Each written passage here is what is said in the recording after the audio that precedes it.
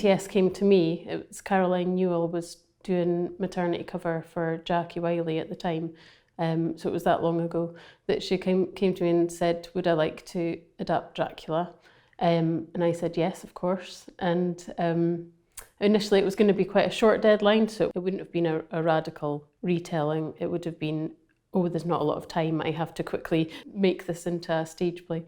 But in the end, it turned out that they wanted to make the most of it. So they didn't set a programming deadline for quite a while. And then the pandemic happened and delayed the process for 2 years.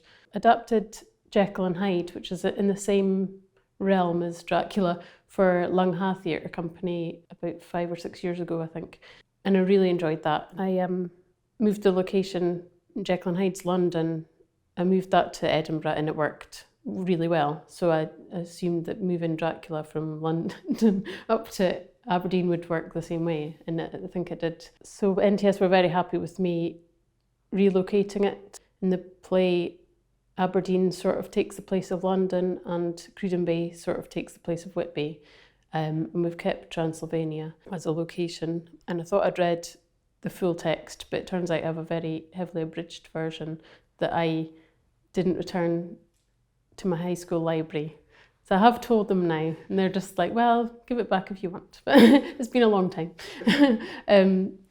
So yes, I liked Dracula from a young age. But so then I read the full text, and just with a view to what on earth will I do with this? Because it's massive and it's impossible, especially in its form, it's impossible to just plonk it on the stage because it's all letters and journals and it's not very theatrically dynamic. So I read it and took notes, and a lot of my notes sort of, and my feelings about it have stayed the same. For instance, Mina struck me as a theatrical protagonist. She has quite a bit of agency in the novel. I wanted her to find more in our version, and some of the characters really stuck out. And then a few of the characters didn't feel necessary, or they were hard to justify having them in a play where you have to justify the existence of all your characters because that's a whole person and a whole other part of the budget. When you write a new play, it's usually just your whole idea.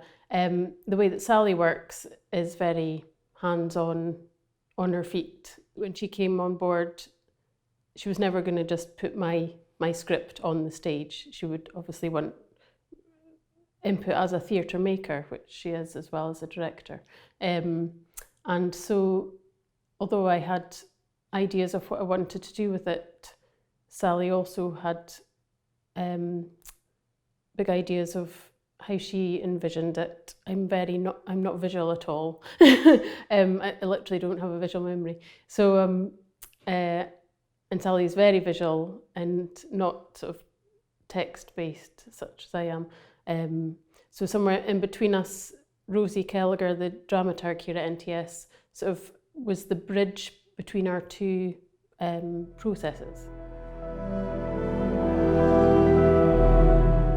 So the development process worked by some weeks in Rockvilla here with Sally, actors, Benji, the composer, and myself and Rosie Kelliger. I think the first couple of development weeks there was a lot of exploration of themes and visual ideas and exploring how on earth do you put horror on stage. Yeah, so how do you make something scary when there's nothing to hide behind, really? And then in between these weeks we would have scheduled Zoom meetings because Sally's Bristol based, I'm Edinburgh based, and so yes, fully 21st century theatre development. And then gradually, especially when we settled on the asylum framing, and that therefore informed casting choices, then we started to see people who would really fit the roles. We hadn't found our Dracula in any of the development weeks. So there was always a question of who is Dracula, what what do they sound like? So it was only when rehearsal started that I met Liz for the first time, and I was like, that's Dracula there. She just has a natural power and grace about her. And when you read Dracula for the first time, you assume Jonathan's the protagonist, and you go, oh, this is his story. And then suddenly he disappears, obviously. And then for a very long time, Dracula, the namesake, isn't really in it much. The tension sort of rumbles beneath the novel of Dracula, but he's rarely in it. And why would you want to show a point of view from an evil person? I'm not into that. I prefer to take the point of view of somebody who's open to sort of personal growth and change as a character throughout a story. That was Mina for me. And contextually, women in the late Victorian era had quite a lot of challenges, I would say. So I find digging into that history quite interesting. Filtering it through a 21st century lens, you can see how far or not we've come. It also helps add comedy. You can laugh at the past.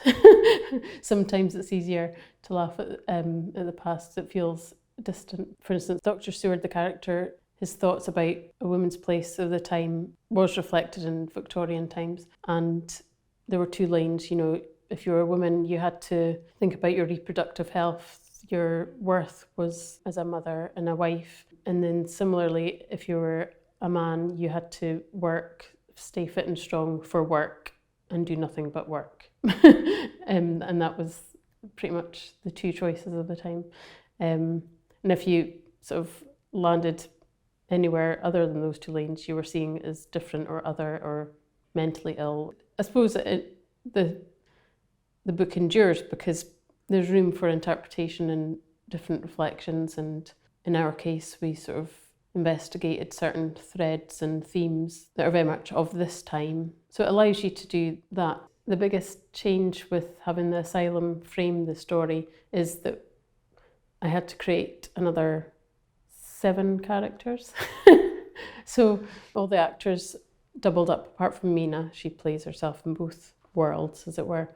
So I created all the patients in the asylum scenes. I did create their full backstories and everything, but it turns out we didn't need that much stuff, as you'll see when you see it. But and then it was about how to balance those scenes throughout the play. Actually, the early weeks of rehearsals, we felt like we had too much of the asylum world in it. So we sort of took it all out, and then we realised very near the end that there wasn't enough asylum world in, so we quickly threw some stuff back in. So hopefully the balance is right. We want people to like these characters, but also we don't want them to overtake the main story of Dracula.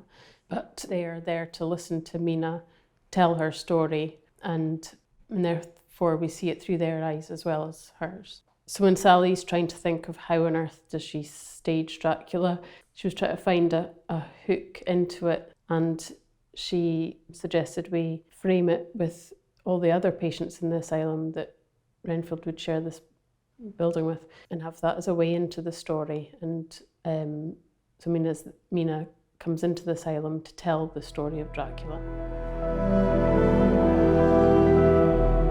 Well, I think as soon as Caroline asked me if I wanted to adapt it, I think she'd already assumed I'd want to relocate it, just because all my writing is set in the northeast of Scotland. That was my initial feeling as well. I'm not particularly familiar with London. It's partly write what you know and where you're comfortable, but also the link between the northeast of Scotland and Bram Stoker, the novelist, was striking enough to say, well, why wouldn't we set it here? Being the National Theatre of Scotland, me being a writer who grew up in the northeast, and Bram Stoker wrote, as far as we were, most of the novel in Cruden Bay, and was inspired by Slains Castle. Who has power in the world, who doesn't, and why don't they? Autonomy, especially when we've got a cast of women and non-binary, that helps us sort of elevate that theme. And I suppose identity and I'd like to say regional representation, because that's important as well these days. So I suppose in the novel, what I found striking was that all the male characters ended up more powerful than they were at the beginning of the novel. And all the women characters were either dead or less powerful, which I knew I wouldn't have in this version. You had Arthur, who inherited the title and land from his dad. Jonathan inherited his boss's business after he was killed. And you had Mina, who became a wife and mother at the end as the only surviving female character. So it's a valid choice to become a wife and mother, but where that's the only option presented in a novel where all the other women are dead, then that's not a great representation of options in the world. In the novel, I was actually surprised at the amount of agency Mina has in the novel, and that probably helped me decide, oh, hang on, she's a great sort of character to follow. Her skills and mind is vital in defeating Dracula in the novel, and I suppose I felt disheartened at the end where she is happy with the status quo. Everything goes back to normal. She has a baby called Quincy. I felt like that wasn't satisfying for me. So Mina in our play has all this agency. She's not as privileged as she is in the novel. I find it more interesting to have her have more barriers to fight against and a different set of expectations, I suppose. So throughout the play, Mina she uses as much power as she's got in her position in life as a school teacher. She's friends with Lucy, who's of a higher class than her. The whole backstory I wrote about them is that Lucy and Mina met in Mina's orphanage during a fundraiser, like afternoon tea thing. So that's how they sort of crossed the class divide and became friends. So Mina uses all her skills. She loves learning, gaining knowledge where she can, and doesn't settle for what she's given, really. Although Jonathan wants to propose early on in the play, she doesn't feel ready for the question. Never mind, we decided she's about 19. That was a point in the play where we sort of diverged from the novel as well. We thought that's not quite right for our Mina. She doesn't even know what she wants to do with her life yet. Never mind settle down. I suppose we've given her more agency in the play through when Van Helsing comes into town. She helps him with research and takes on a lot more research, and is more fired up to find Dracula and know how to defeat Dracula. And then by the end of the play, she is willing to risk her life to defeat Dracula.